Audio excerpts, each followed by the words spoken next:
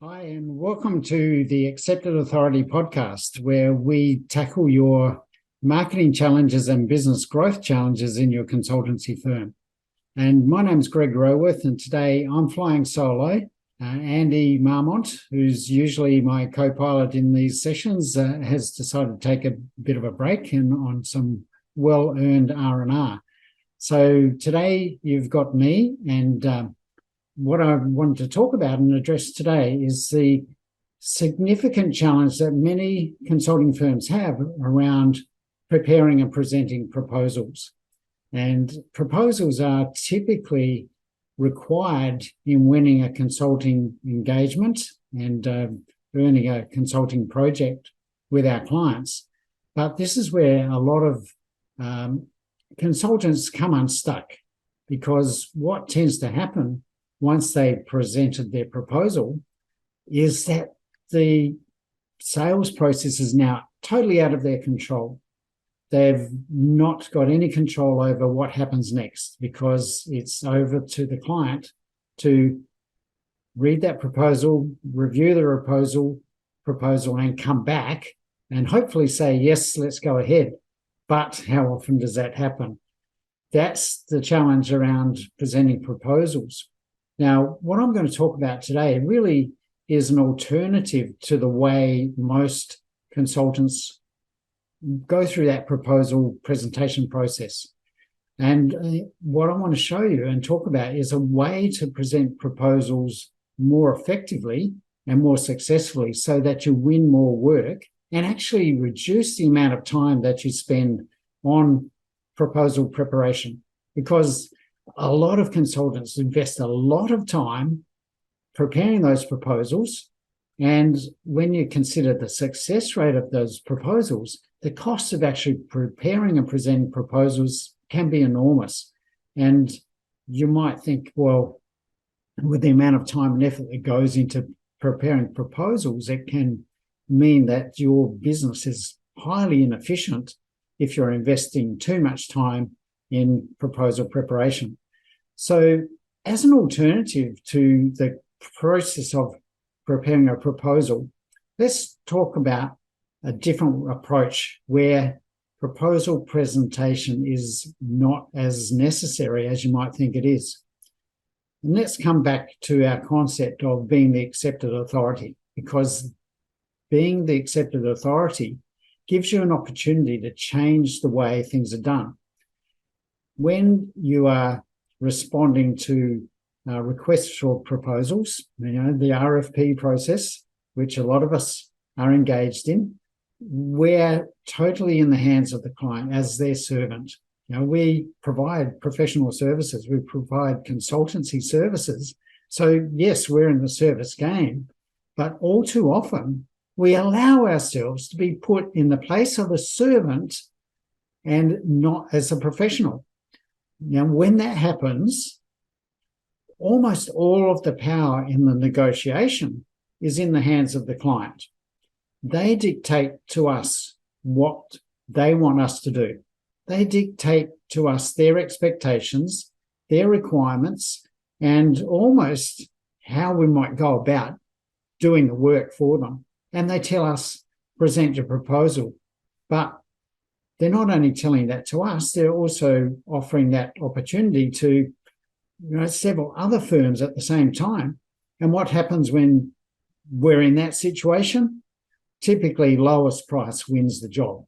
Now, I don't know about you, but I never want to be the lowest price, because that means I'll probably undercut myself and have given myself very limited opportunity to do good work in that situation, because it only takes one mistake for our profit to blow out the window. So how do we avoid presenting proposals as much as we do? Being the accepted authority in the process makes a huge difference, because when we are the authority, we have more power in the negotiation. So what we need to do, even before getting to that point of a proposal, is to have the sales process set up so that we're in control of the process.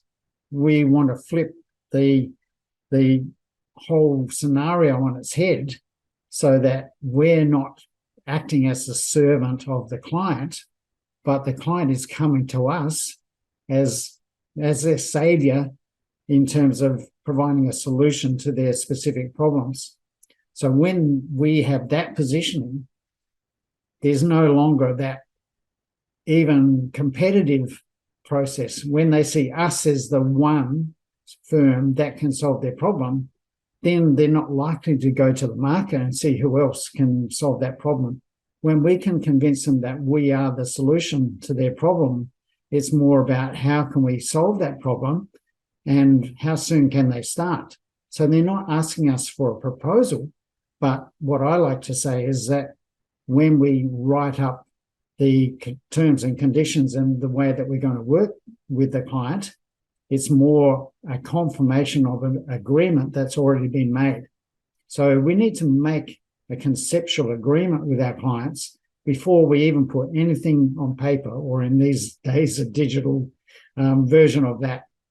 So how do we get into that situation where we don't need to present a proposal in a competitive situation? Well, it comes back to really being able to take control of the sales process. And that means really being professional and having a handle on what our clients' problems are likely to be, and putting ourselves in the situation where they're coming to us, asking us how to help. Now, that means we've got to have some sort of marketing process in place where they're seeing us as the authority. So there are various ways to do that. We won't go into that today, but the reality of the situation is that you've got to have a positioning process in place where the client is able to see you as the authority in solving the problems that they have, so that they're coming to you asking for your help. That is really an essential requirement of this process. So it comes back to how are you positioning yourself and how are you getting in front of clients so that they are asking you for help rather than you responding to their request for a proposal.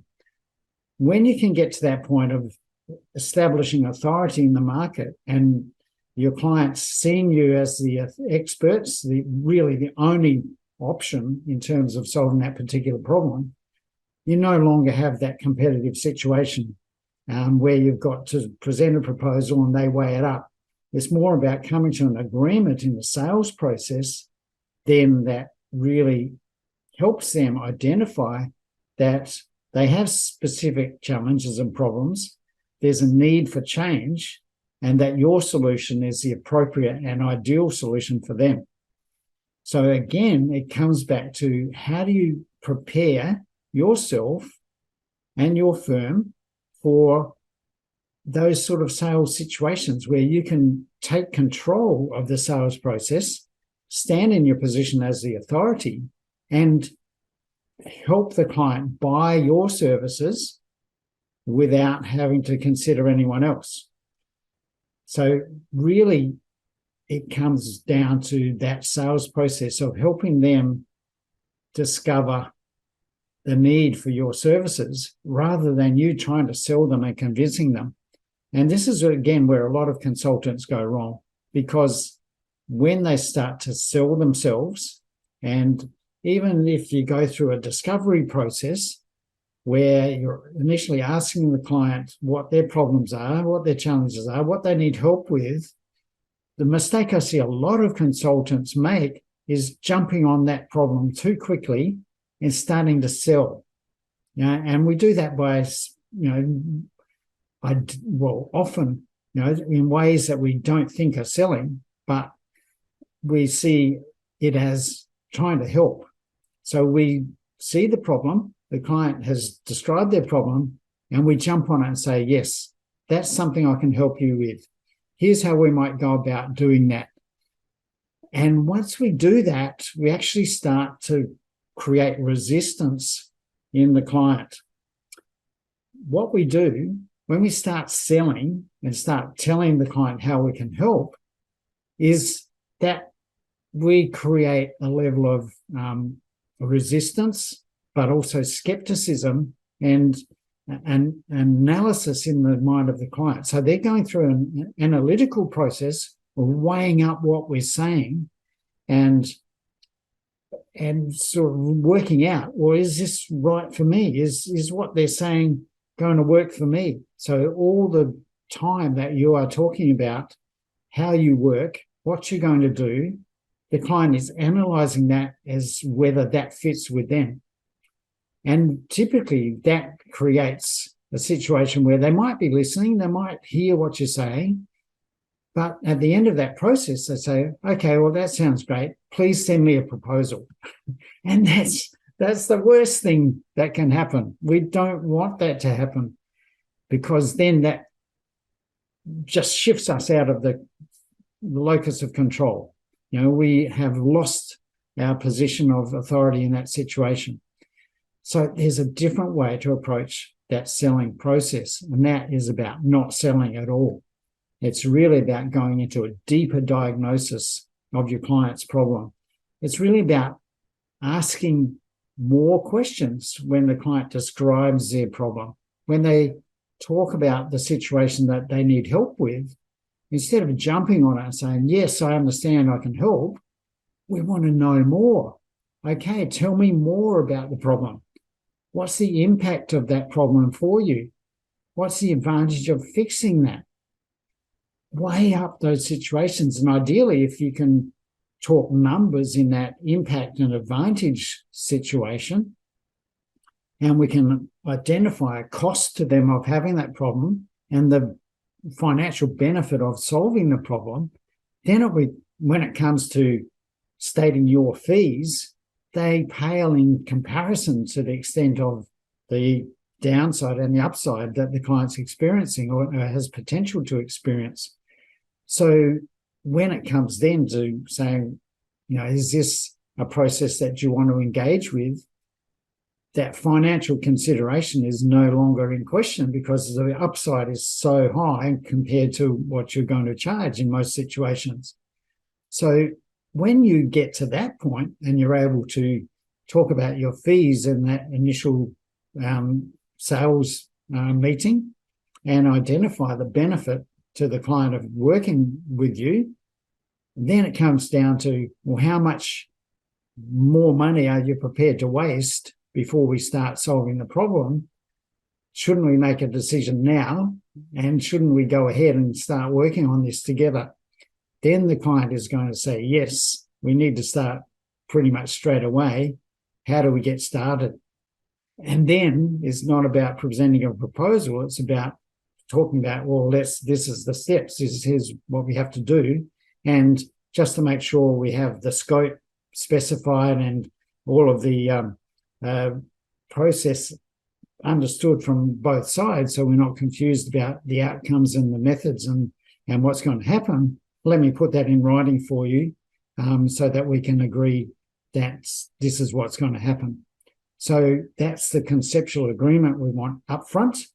The written part of that process, which is no longer a proposal, but really a contract that the client will sign off on, that is almost an automatic next step in the process. So I hope that I've been able to convey a different approach to presenting proposals today, a way that will actually take a lot of the angst out of the proposals, give you more control in that sales process, so that the proposal part of the whole process of making that sale is much reduced and really almost eliminated, because you're able to get an agreement before you put anything in writing and get that agreement just signed off on as a result of that. So that's it for today. This has been Greg Roworth on the Accepted Authority podcast, and I welcome your input. If you would like to know more about how we work with our clients, or even some information about some of the processes that we use in supporting our clients, please go to my website at businessflightpath.com, where you can download some free reports that will inform you about how you can solve some of the business challenges you might have, or find me on LinkedIn or Facebook by searching for Greg Roworth. And there's a lot of information there that you can read on my LinkedIn articles or Facebook posts that will help you start to understand how you can solve some of your business growth challenges in a way that means, we don't have to talk face to face yet until you're really comfortable to do that. And start to learn how to position your business as the authority in the market and become the accepted authority so that you stand out as the ideal solution for your clients. So that's it for today. This has been the Accepted Authority Podcast. Greg Roworth signing off.